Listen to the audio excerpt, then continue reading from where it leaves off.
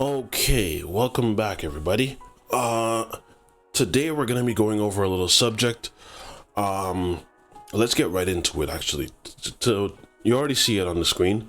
Today this is the subject that we're going to be going over.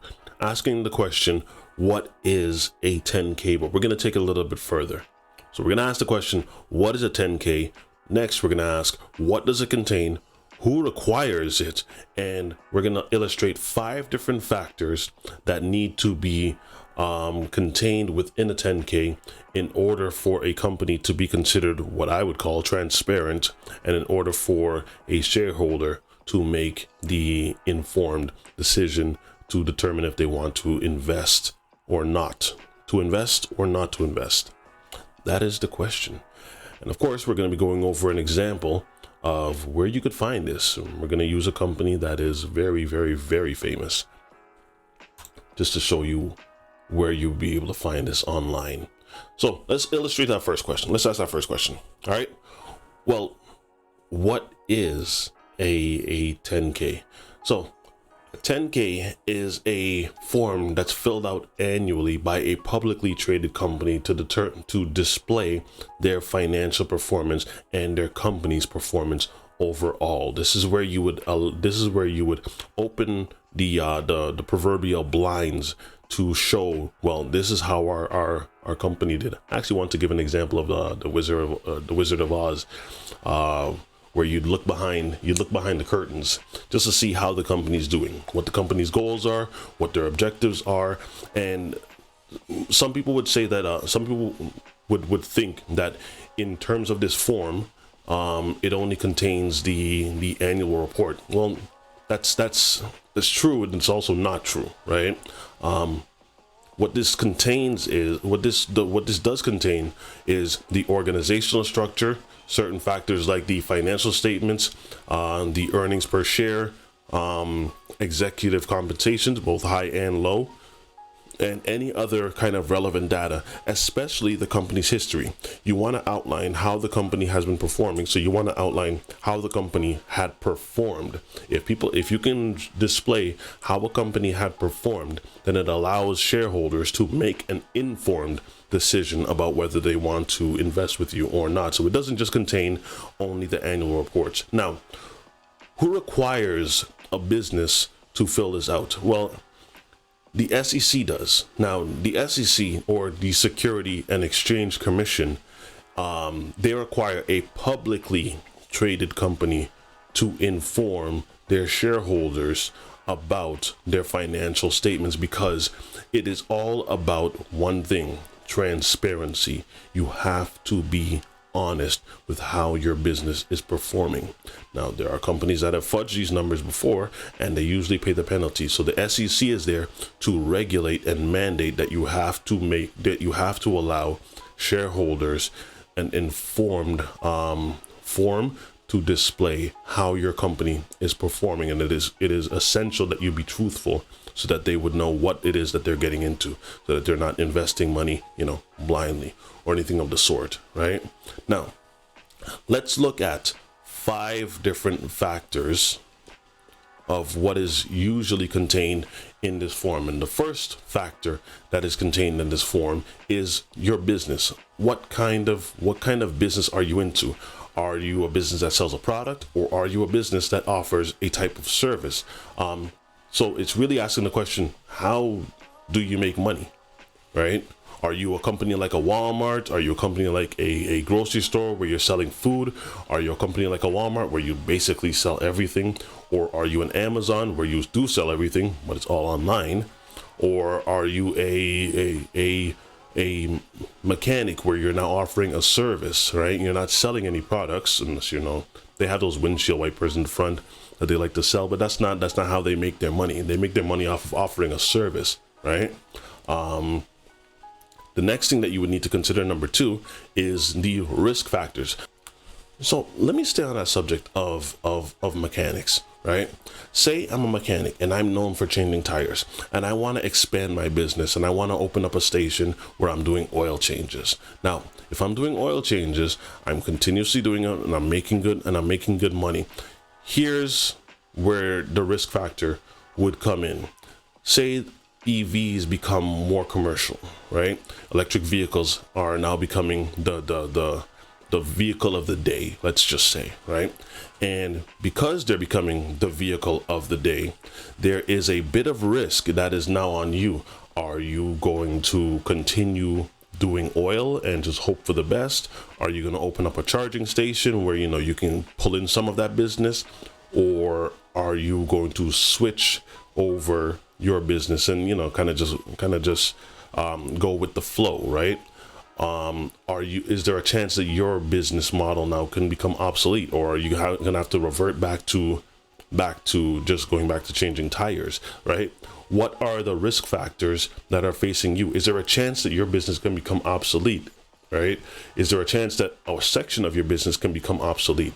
If everything is now electric, why do you still have an oil changing station? It would become irrelevant, and there's a high chance that you could now become null and void.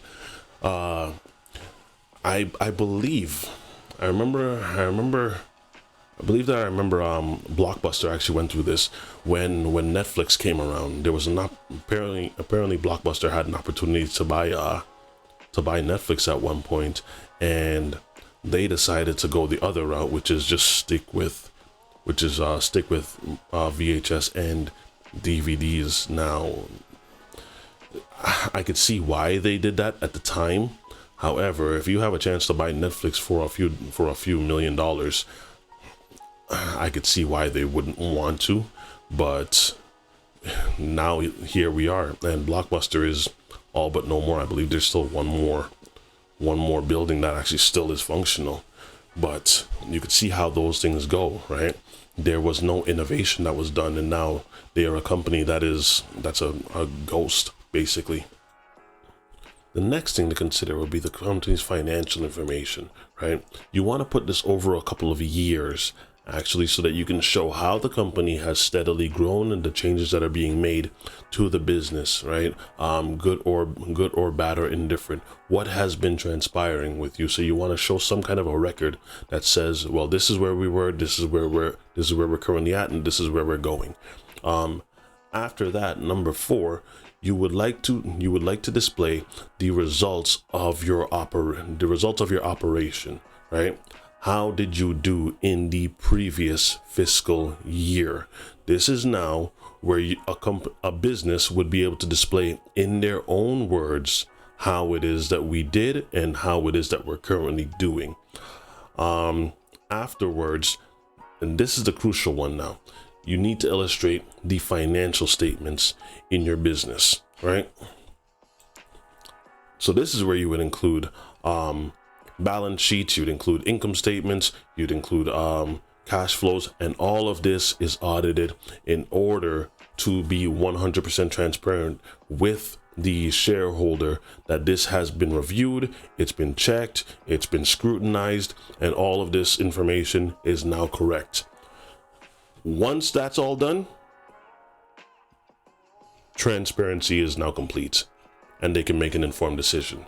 Now, once you've covered all of this, the next question is, well, where would I be able to find all of this? If you were an investor or a potential investor, you ask the question, if I wanted access to this information, where would I get access to this information? And the answer is, you could get access to this information online.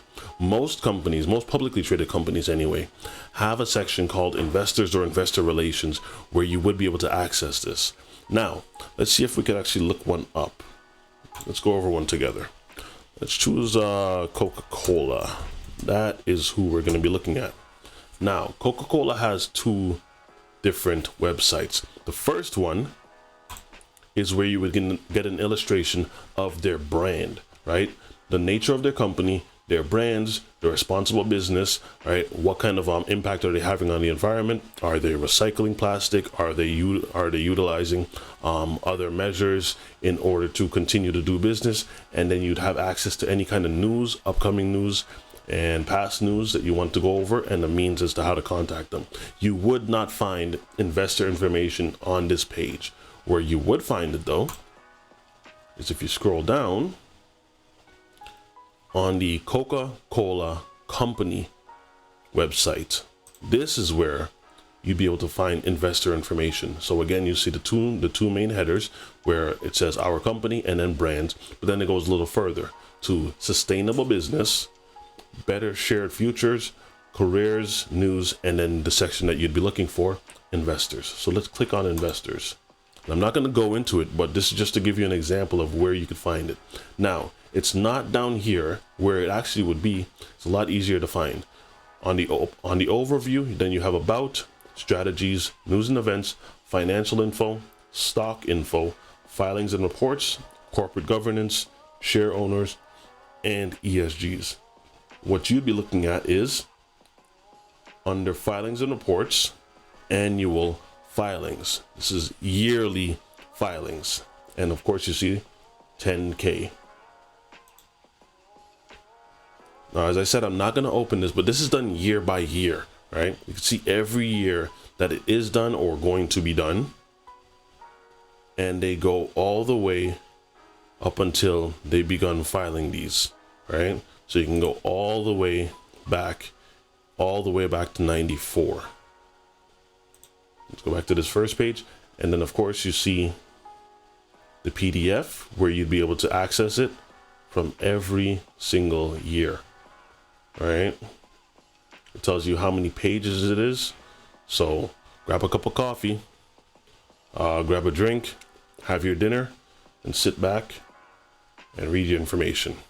But that's generally how, let me get off of this, go back here. But that is generally how you would go about finding this. Now, this is just a brief overview. There's a lot more detail to all of this. But I just want to talk about it quickly. If there is a section that you guys wanted me to cover, or if there's anything that you guys wanted me to cover, by all means, let me know with a comment in the comment section. If you enjoyed this video, let me know. If there's some stuff that you wanted me to touch on, leave a comment again, and don't forget to subscribe. I will be back with you with another one, and we'll go over more of these in the future. I really do enjoy doing these. I find them informative, and I find them just a lot of fun. So I will see you guys next time, and for the rest of y'all, have a good day. See ya.